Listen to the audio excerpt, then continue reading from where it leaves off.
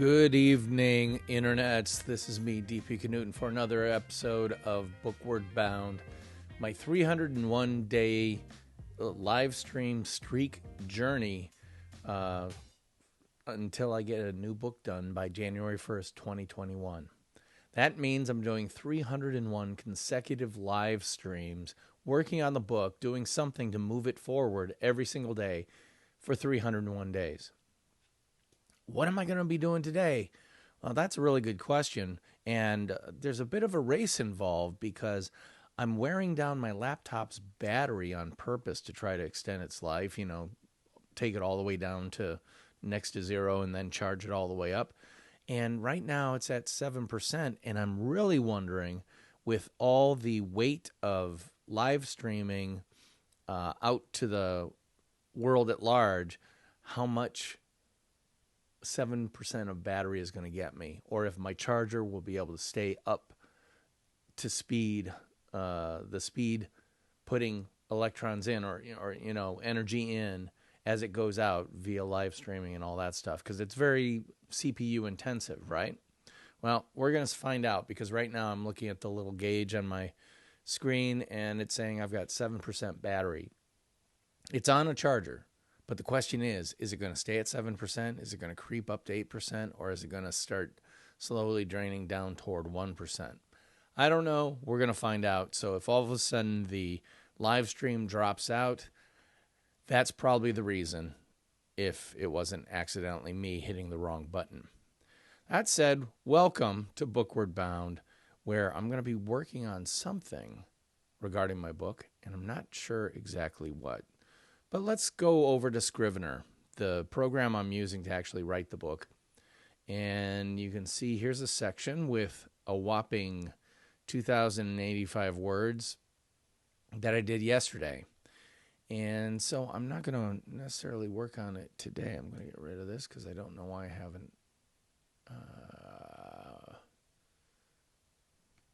move it to trash. And I'm going to look at other ones. Now, again, my color coding system that you can see right there is red means I haven't written anything in that section yet, even though I know what the section is going to be about. Yellow means I've written at least a first draft, but it could probably use a little bit more work and perhaps even more writing. And then blue means I've written the whole thing and I think it's done until I do the final polish, which will earn it a green flag, meaning all systems go for that section. So I'm not worrying about the blue sections, and I don't think I'm going to start a red section, but I am going to take a look at this section called "So Why Are You on the Cover?" Well, and the reality is that I created the cover design before I created the book. Why? Because you got to see it to be it. Well, I need to see it to be it. So I created this cover design, and this has been black and white, so it's not perfect. But, it's off a laser printer, so it is what it is. But you can see right there somebody's big old mug staring you right in the face. And this is kind of unusual for a book cover. Not many authors will put their face on the book. Of course, their picture will be in the book, typically at the end of the book in the About the Author section or something like that. Well, I'm purposely putting it on front of the book because this is a book about putting yourself front and center in your professional and personal life, putting your brand out there in a big way and not being apologetic for it. That doesn't mean you have to be a narcissist. But it does mean that you need to put yourself out there on the cover. Be the lead singer of your own band, if you will. And so that's what I was doing with the cover. And in this section, I'm actually writing about why I did that. So,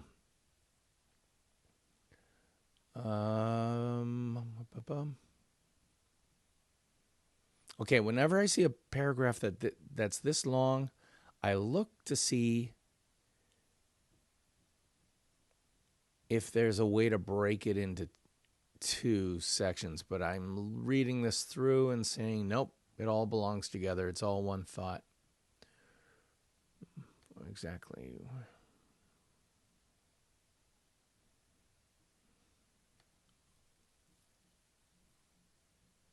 So why is my picture on the cover?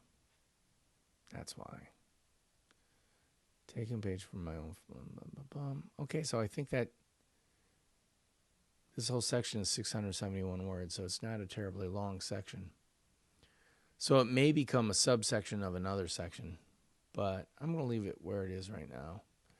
I want to take a look at B, the red gummy bear. Ooh, I got to make a note to hassle Roger Wakefield. Roger Wakefield's a cool story that, a cool guy and a cool story that I want to put in the book. He's a plumber. Yeah, a plumber who's building his personal brand on YouTube, so much so that Google is flying him out to give seminars to tradespeople on how they can use Google to convert more business, to do better things for their jobs, to use video to take them to the next level of success. And it's a really great story, but I need to get the guy on my podcast. And I actually have the photo of him too. So I can't write that right now because I need to talk to him. The personal brand formula. Why does that have a yellow flag when it should be red? I'm going to change that to a red flag. Oh, hold on. It's change icon. There we go. Flag, red flag. Mirror my biz. What's the difference? But I'm just a plumber. This is kind of the Roger.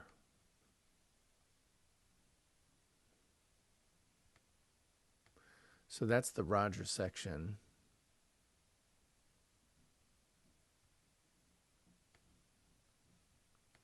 So this will, okay, so I'm going to do that.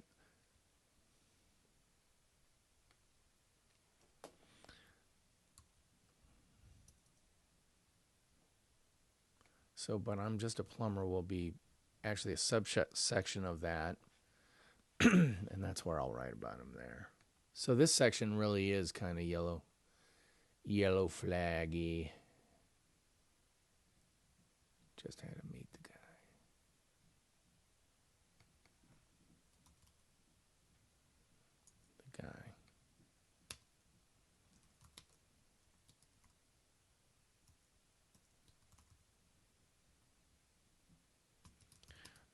His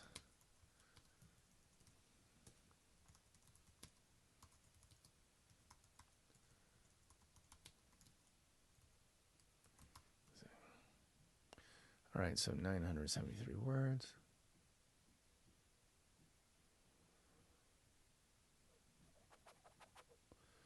All right.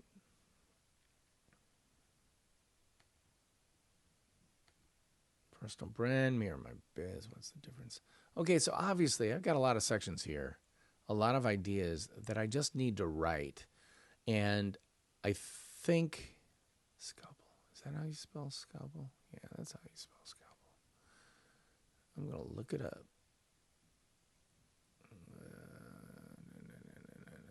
Spelling and grammar. Oh, forget it. I've got a lot of writing to do. And I'm not going to do it late at night on a weeknight because that's not when I do my best writing. The fact is, I like to think of it as my power cycle because every day I get a new power window of writing time. That power window, which I learned a long time ago as a young copywriter, is in the morning. You know, I can struggle with something for 4 hours in the afternoon into the evening and then come back and within 15 minutes have it solved and completely written in the morning. So I've learned, don't force it. But as you can see by the number of red flags that you saw earlier, I got a lot of writing to do. So what I'm realizing is, in addition to these BOOKWARD BOUND episodes that I'm doing every night to kind of show how I'm progressing with this, I'm going to have to do some Saturday and Sunday sessions at the library, writing sessions. And this is what I did when I wrote my first book, Rotoma, The ROI of Social Media Top of Mind, with my co-author, Spencer X. Smith. I would literally figure out what I wanted to write about, and I would go to our local public library for about 2 to 3 hours. And I would spend that time heads down, no extra screens, no guitars in the background, no music on to distract me and then make me grab a guitar to play along with it. It literally, you're at the public library, there's no coffee going, there's no baristas in the background. It's all just, you're in the public library, put on your blinders and write some stuff. And I was able to write very quickly a lot of the sections for ideas that I already had ideas for, or for sections that I already had solid concepts that I wanted to write about. So I've got all these red flags. Again, you can see right here, just count all these red flags and get my little head out of the way. You can see I got a ton of red there. I need to get rid of some of that red. And the way that I'm going to have to do that is get out of the house and go to the public library. But, oh, I just remembered. We're social distancing. This is my public library. So I think I'm going to have to make my own public library in my own house and find a room that has minimal distractions and make sure that my dogs, who I love and are delightful, leave me alone. Because as I said last night on the live stream, I think Joyce Carol Oates is absolutely correct that writing isn't the hardest thing about writing is not the writing part. It's being distracted by others, or in my case, being distracted by anything. I think I probably need to write this book in a salt deprivation tank, floating there, not able to do anything except move my fingers on a keyboard, because I do get distracted.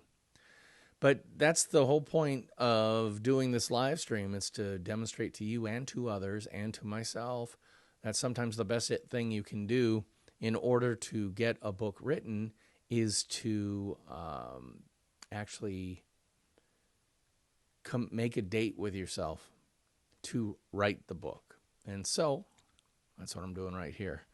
The other thing I wanted to do was open up my mind mapping software, which is called iThoughts X. Hey, by the way, anyone who's keeping track of my battery situation, it went from 7% to 9%, so there's a net gain in battery power, so that's good. However, I am opening, I plugged in my my third monitor, or I've got my laptop and 2 externals. I had unplugged my second external just to kind of lessen the power output there. But I turned it on so I can do this and show you. Yep, there's my mind map. I might as well go through this as well.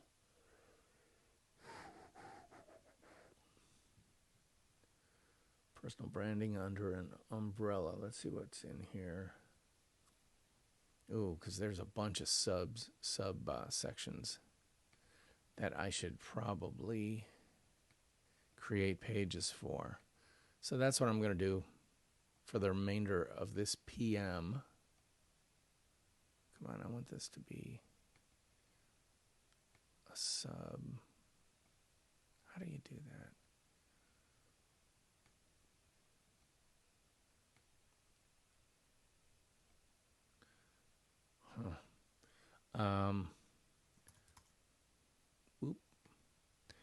What is,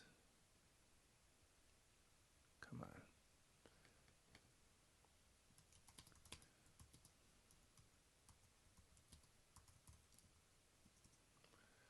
So that'll be a page.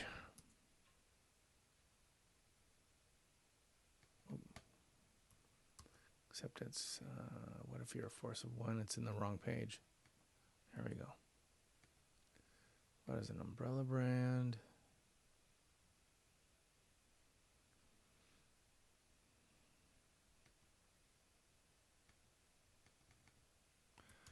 this is actually for this.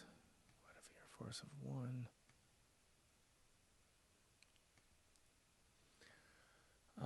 House of Brands.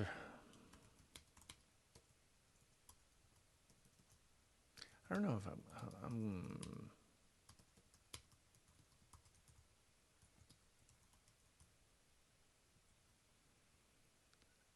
yeah, we'll leave that.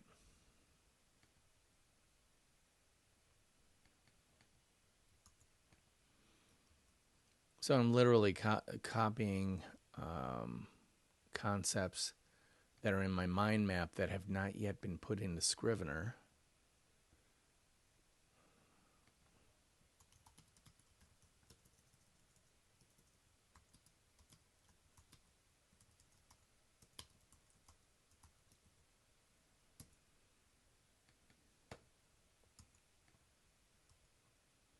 Who's your star avatar?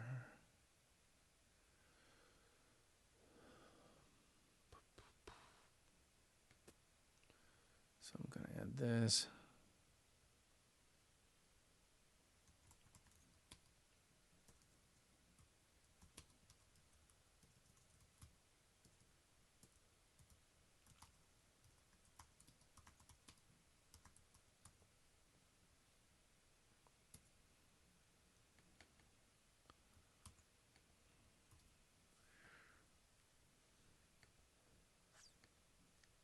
All right, so I'm going to leave some of that out.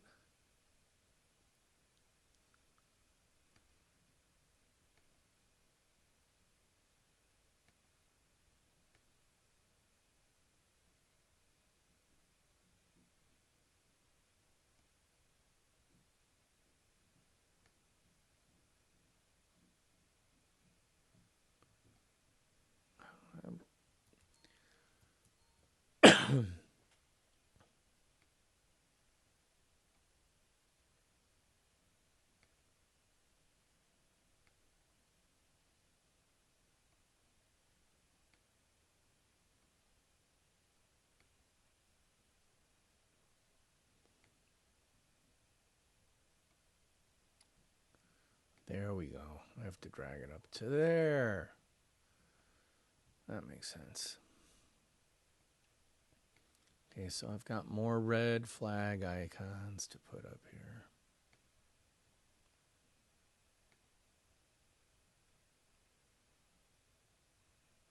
And again, this is to organize because I don't have the whole book written, but I've all got it. I've got the major concepts all up here. And the key is putting those major concepts, pulling them out of here and putting them into the book itself. So again, now like when I go to a section like this, all right, so this section has 287 words. That's quite a bit.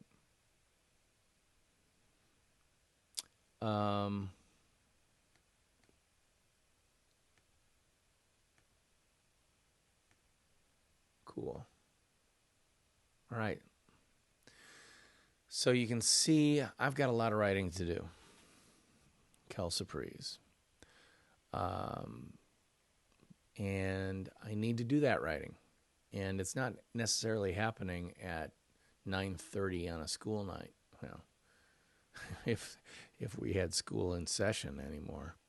But you know what I mean. If my best time to write is in the morning, and unfortunately right now, or fortunately right now, I have a lot of client work. You know, it's kind of amazing that in this plague years of COVID-19, none of my clients have canceled anything. Knock on wood. And I'm actually getting more inbound calls for work because I've done the work creating my personal brand over several years to the point that people are calling me for jobs, and they aren't asking what they used to ask, which is, yeah, we're doing this project. We're having several people bid on it. Can you give us a proposal? Which I'm happy to do. Instead, but I much prefer it this way. Instead of that, they're calling up saying, yeah, we have this project we want to do with you. And I ascribe that to the fact that people know exactly who I am, what I do, and how I do it, because I demonstrate who I am, what I do, and how I do it every single day. I have built a personal brand that has taken me from a commodity copywriter. What is your hourly rate? If you want to know if you're a commodity, just have clients always ask you, what is your hourly rate? That's like asking you how much do you charge per pound? How much do you charge per word? If you are literally telling people your value by the pound, by the word, by the page, by the paragraph, stuff like that, you are in fact a commodity, and you're being compared to other commodities. So that if, well, you're $100 an hour for copywriting, I talk to someone who's $25 an hour, to which I say, you clearly don't appreciate what a good copywriter can do. Go ahead and work with someone who charges $25 an hour, and let's see what you get. But the whole point is, I'm not selling myself that way. I don't have to, because I've built my personal brand.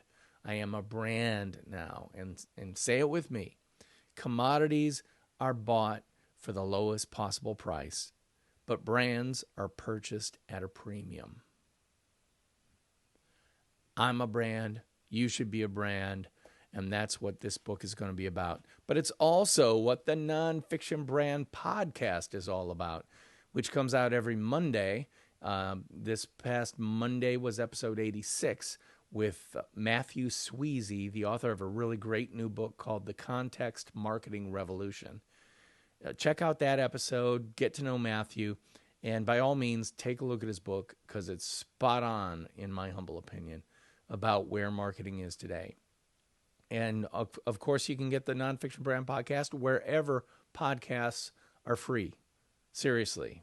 iTunes, Apple Podcasts, Google Podcasts, Stitcher. The only place I don't think it is SoundCloud. Yeah, because they don't have a free level that supports 85 episodes or 86 episodes. And I'm a cheap-ass rat bastard. It's true.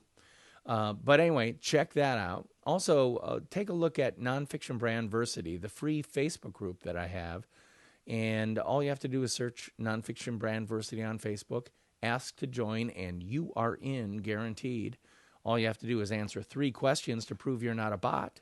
And I'll be seeing you on campus sometime very soon.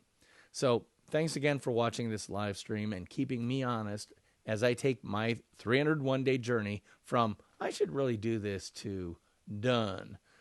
When you join me on January 1st, 2021, and I say, guys, guess what? I just uploaded the files to Amazon Kindle Direct Publishing. I'll be popping a little bubbly. Well, not bubbly. I don't like champagne. I'll be drinking a little Kirkland Costco Irish whiskey to celebrate. And I hope you will celebrate along with me. So once again, theme music. Take us on out. That's it for tonight. I'll talk to you next time.